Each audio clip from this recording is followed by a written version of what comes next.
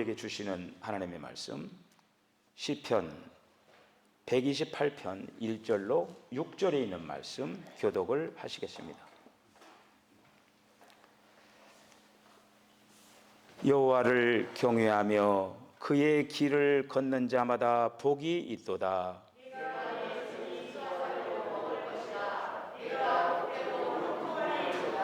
내 집 안방에 있는 내 아내는 결실한 포도나무 같으며 내 식탁에 둘러 앉은 자식들은 어린 감람나무 같으리로다. 여호와께서 시온에서 내게 복을 주실지어다. 너는 평생에 예루살렘의 번영을 보며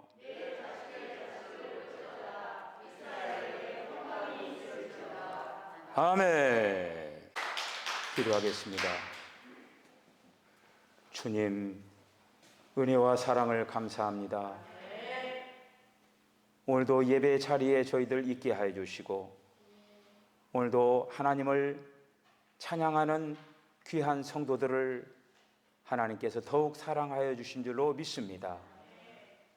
찬양을 사랑하고 찬양을 통하여서 하나님 앞에 영광 돌리기 위하여서 마음과 정성을 다하는 우리 송경국 장로님, 성내권 집사님, 하나님 일평생 동안 주님을 찬양하면서 하나님 앞에 갔을 때 찬양의 자리에 있게 하여 주시옵소서.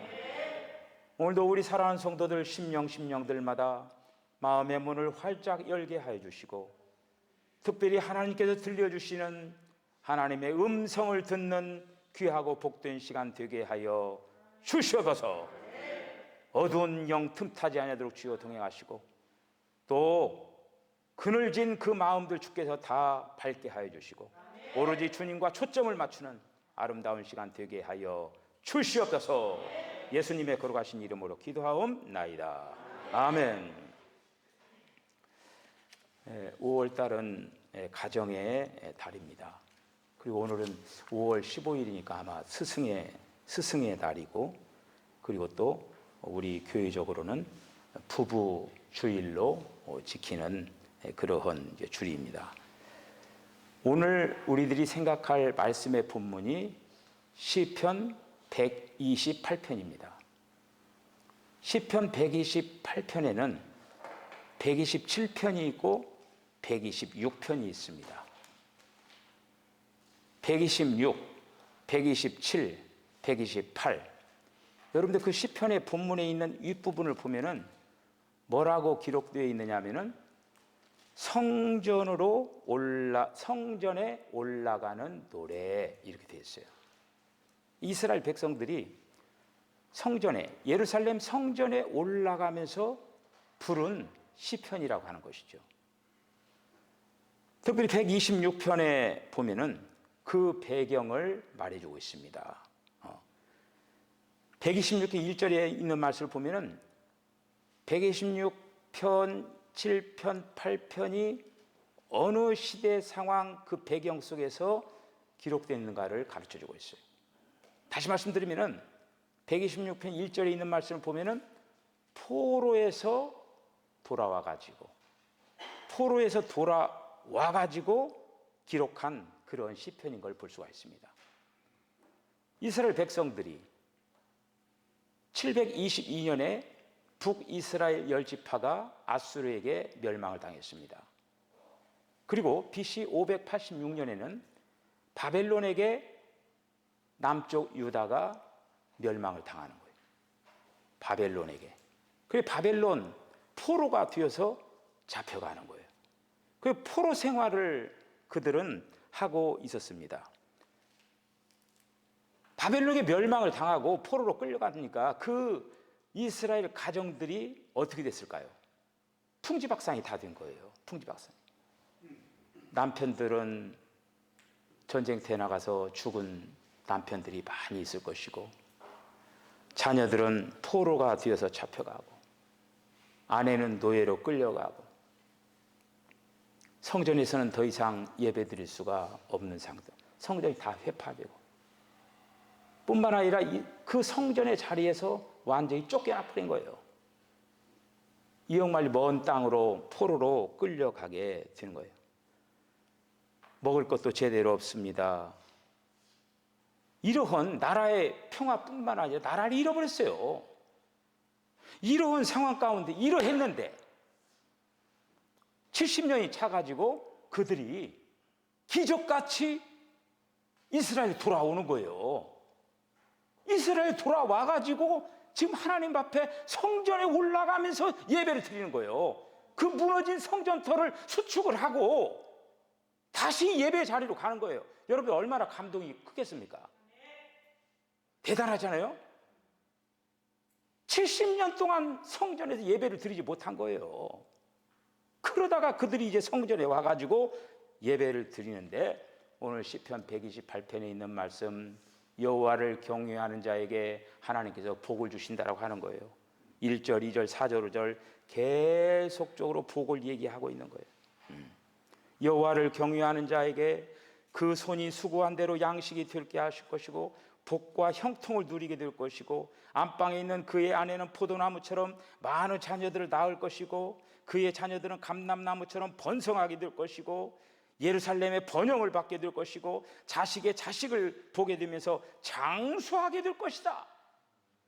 얼마나 엄청난 복입니까? 이 복을 바로 약속을 받은 거예요.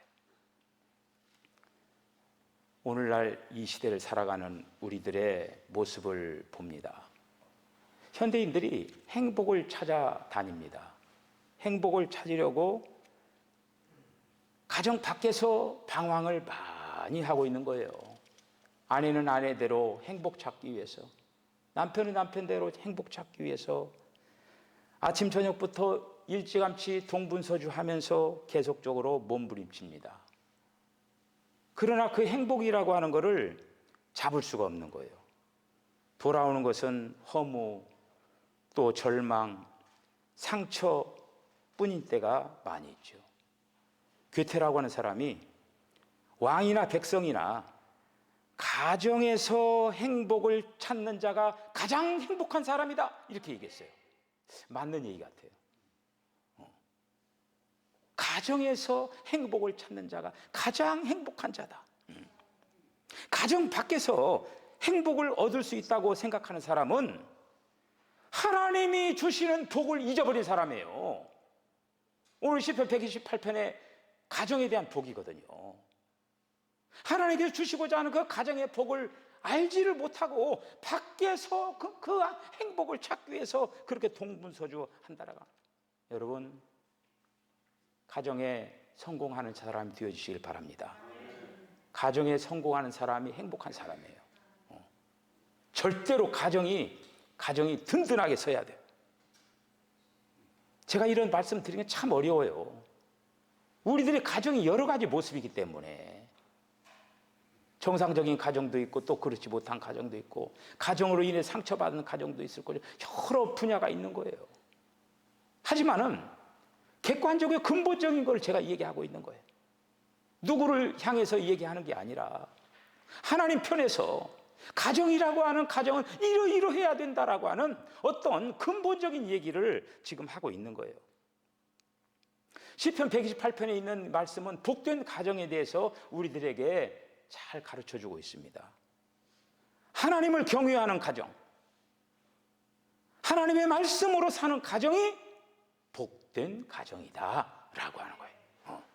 여호와를 경외하는 것이 복된 가정을 이루는 근본 이유는 뭘까? 그 가정을 하나님이 만들으셨기 때문에 그러는 거예요.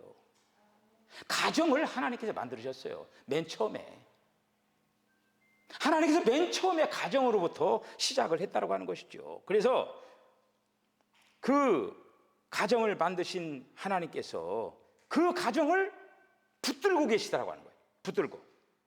그렇기 때문에 먼저 그 가정에서는 여호와를 경외하는 그런 마음이 있어야 된다고. 여호와를 경외하는 거. 이 말이 지금 1절로 4절에 1절도 있고 4절도 있고 반복되고 있잖아요. 하나님을 경외한다라고 하면 어떻게 하냐면요, 우리의 행동이 달라집니다. 우리 행동이 달라져요. 하나님을 경외하는 마음이 있으면 우리의 행동이 달라져요. 하나님이 진정으로 살아계시고 하나님이 전지전능하신 그런 분이시다라고 하는 거 인정하고 하나님의 면전의식, 코람데오, 하나님 앞에서의 삶, 이러한 의식을 가지고 살아가야 된다고 하는 것이죠. 여러분, 하나님을 경외할 때 우리들은 하나님의 눈길을 의식하게 돼요. 아이고, 하나님이 나를 바라보고 있는데.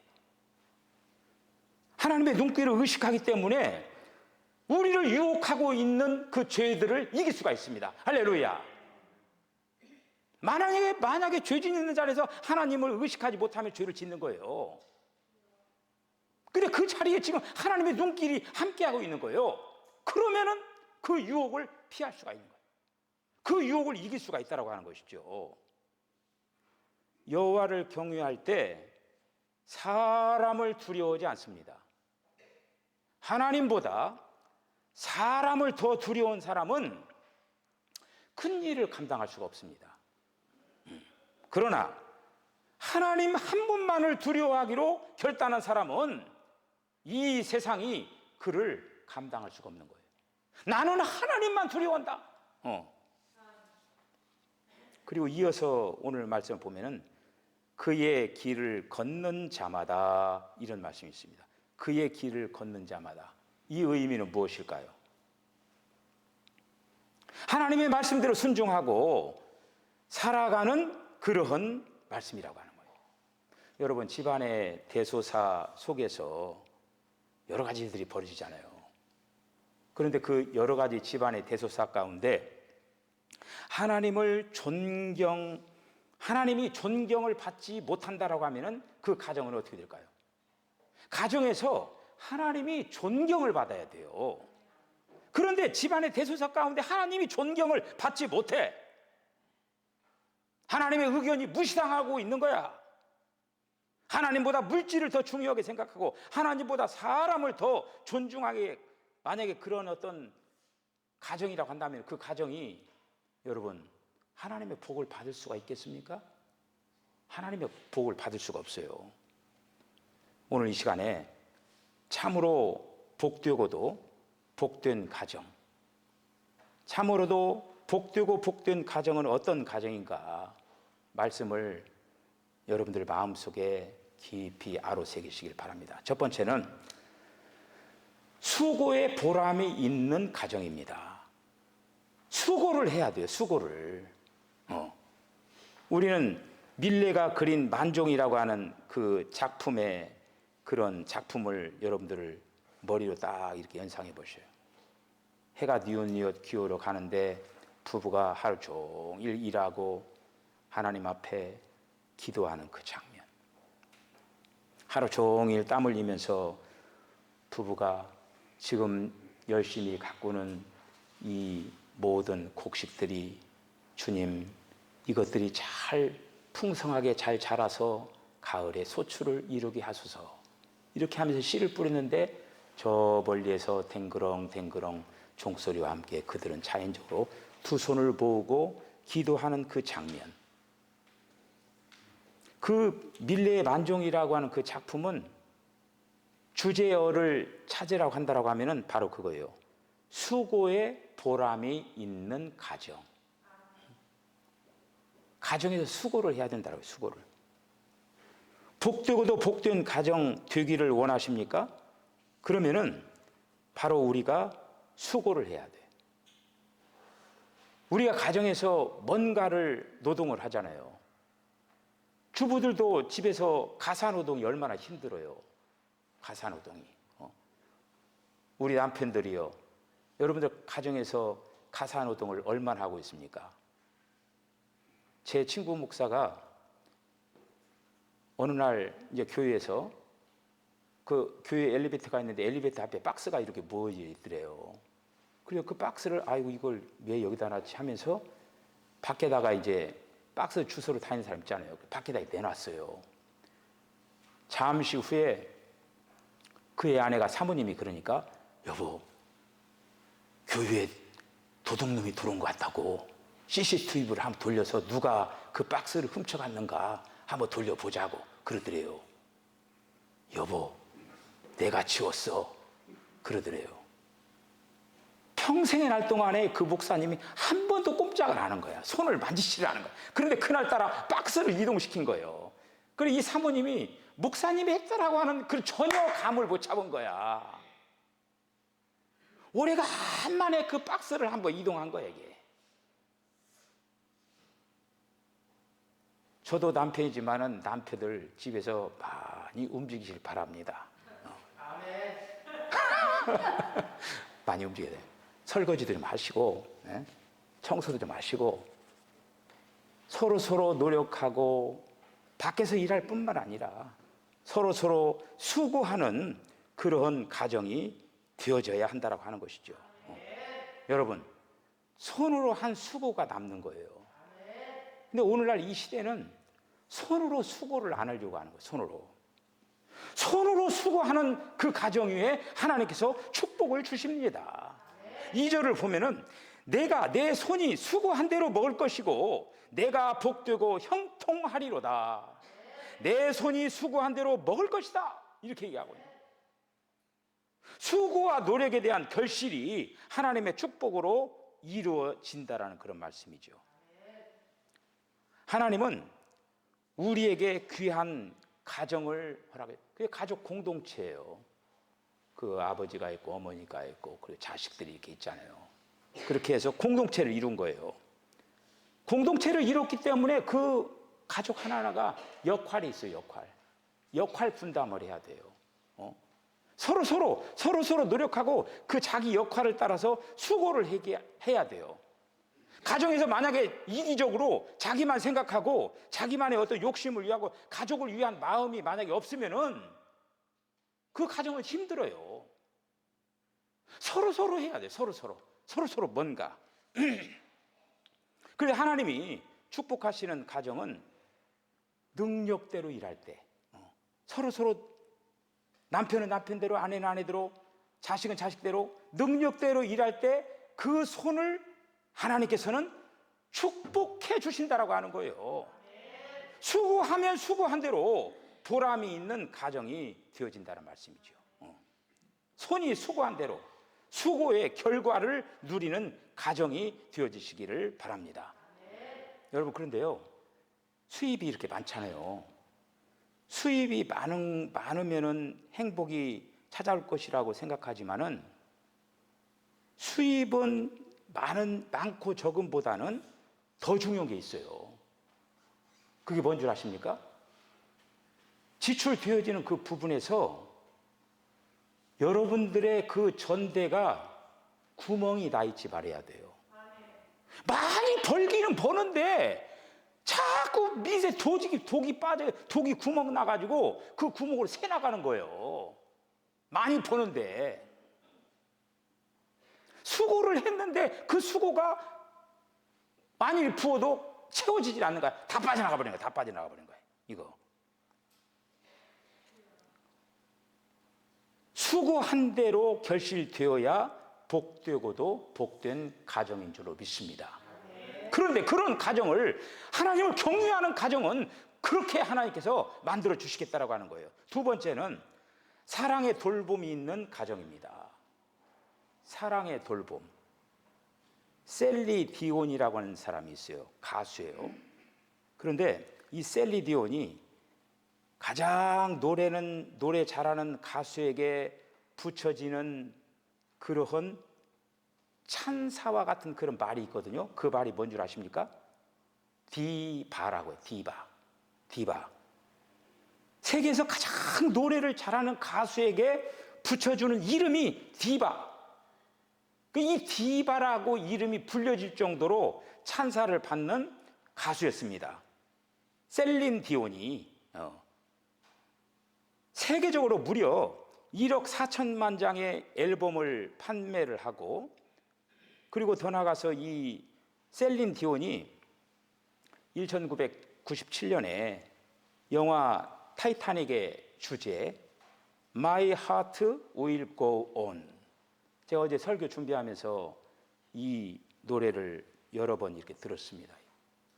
한번 여러분 들어보셔요. 그런데 특별히 이제 이 My Heart We Go On이라고 하는 이 노래를 부르면서 세계의 팝계를 이 셀린 디온이 장악을 하는 거예요. 그렇게 해서 유명세를 타는 거예요. 그래서 이 유명한 이제 완전히 뭐 따라잡을 자가 없을 정도로 이게 최상에 이렇게 있게 되어지는 거예요. 그런데 1999년에 이 셀린 디온이 갑자기 돌연 은퇴 선언을 하는 거예요.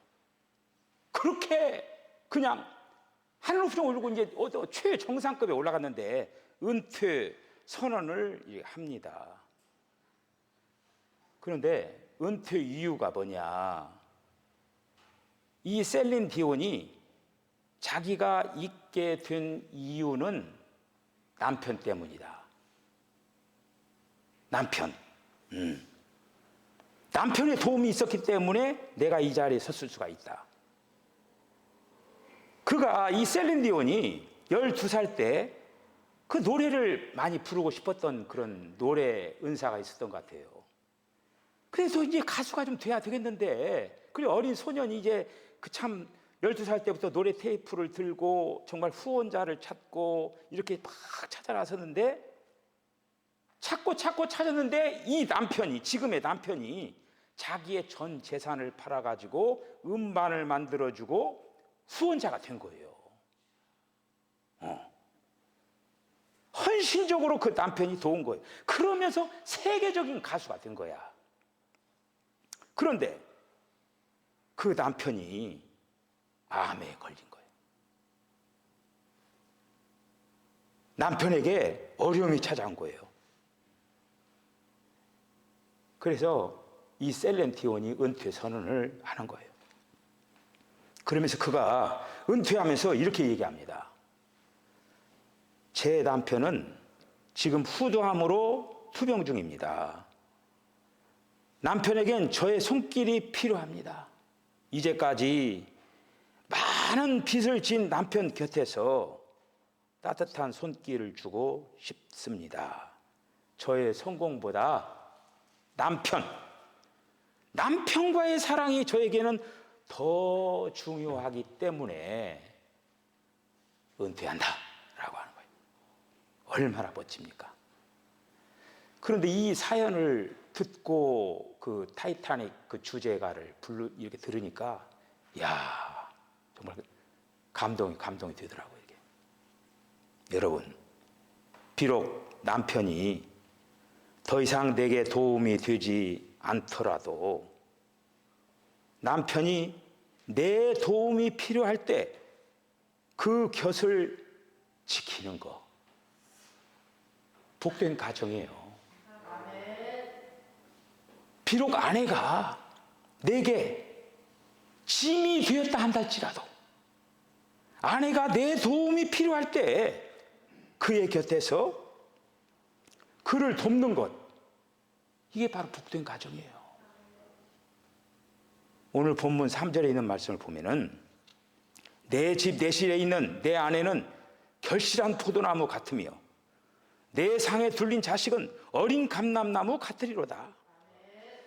시편 기자는 복되고도 복된 가정의 모습을 아내를 결실한 포도나무로, 자식을 어린 감람나무로 증거하고 있는 거예요.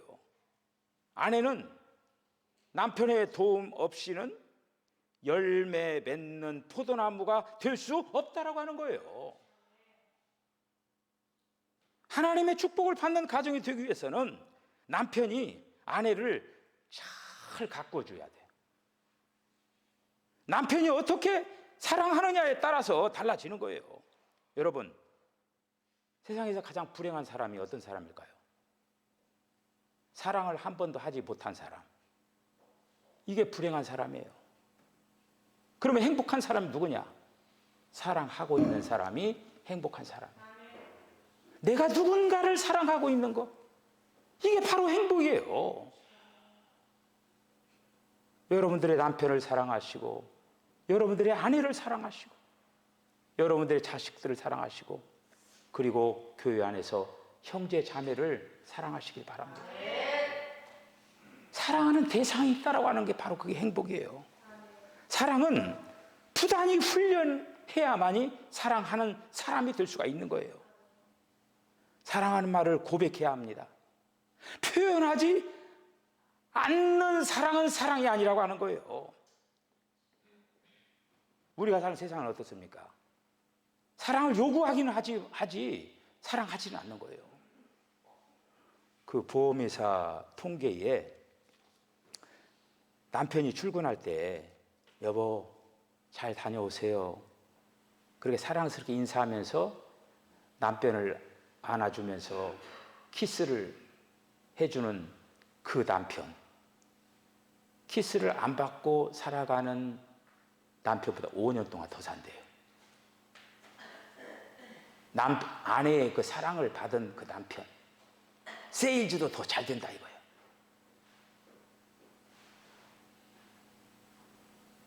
누군가를 이렇게 사랑하는 거 너무너무 중요한 거죠.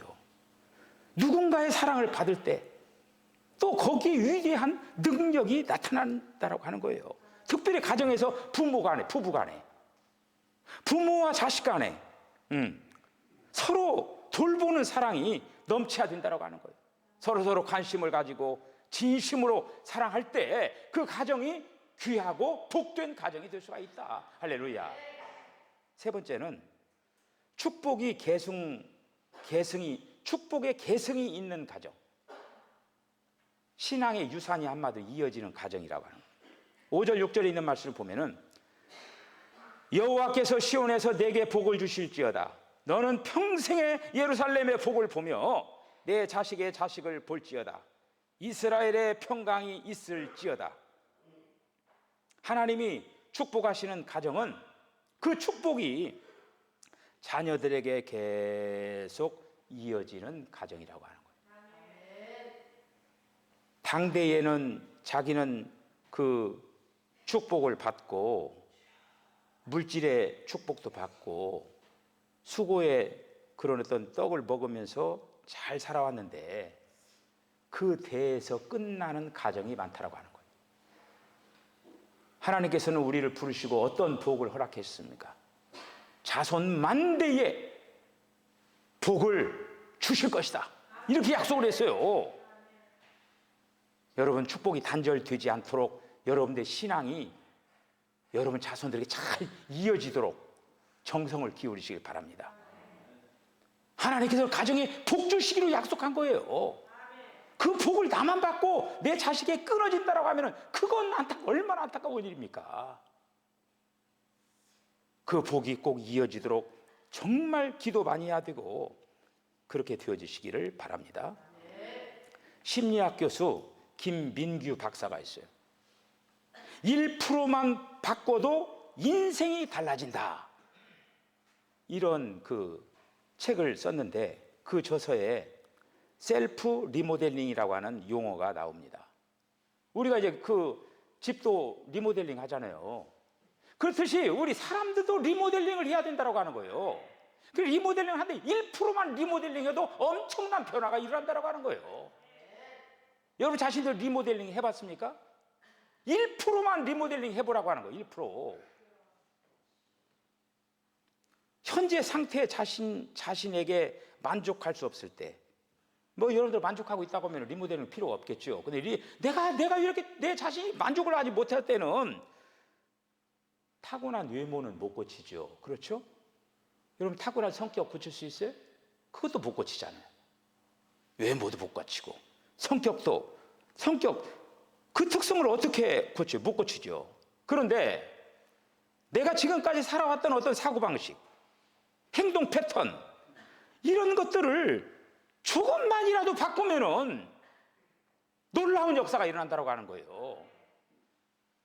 많이도 원치 않냐고 1%만 바꿔봐라. 1%. 인생에 놀라운 변화가 일어난다고 하는 거예요. 그 1% 바꿔봐, 자기 개혁을 한번 해봐라 라고 하는 거예요. 타고난 성격과 외모는 바꿀 수 없지만은 우리들의 어떤 사고방식, 행동 패턴을 1%만 바꾸어도 상상을 초월하는 놀라운 결과를 얻을 수가 있다고 하는 거예요. 할렐루야. 우리가 과거에 우리의 가정이 어떠했는가, 그건 그렇게 중요한 거 아닙니다. 왜? 다 지나갔어요. 뭐 지나간 거 가지고 아무리 후회하고 낭망하고 그런데 무슨 소용이 있겠습니까? 지금부터가 중요한 거예요.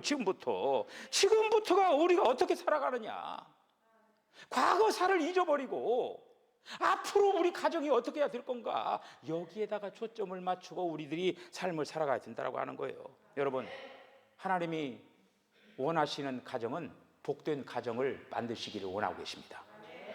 저와 여러분들 가정을 복되게 만들어 가기를 원하신다고 하는 거예요. 하나님은 아무쪼록 오늘 제가 말씀드린 수고의 열매를 맺는 가정, 사랑의 돌봄이 있는 가정, 축복이 자손 대대로 이어지는 가정, 복되고도 복된 가정을 잘 이루어 나가시기를 주의 이름으로 간절히 축복합니다. 기도하겠습니다. 주님, 은혜와 사랑을 감사합니다. 하나님께서 태초에 사람을 만드시고 가정을 세우시고 그 가정 안에서 하나님을 경외하는 삶을 살기를 원했습니다.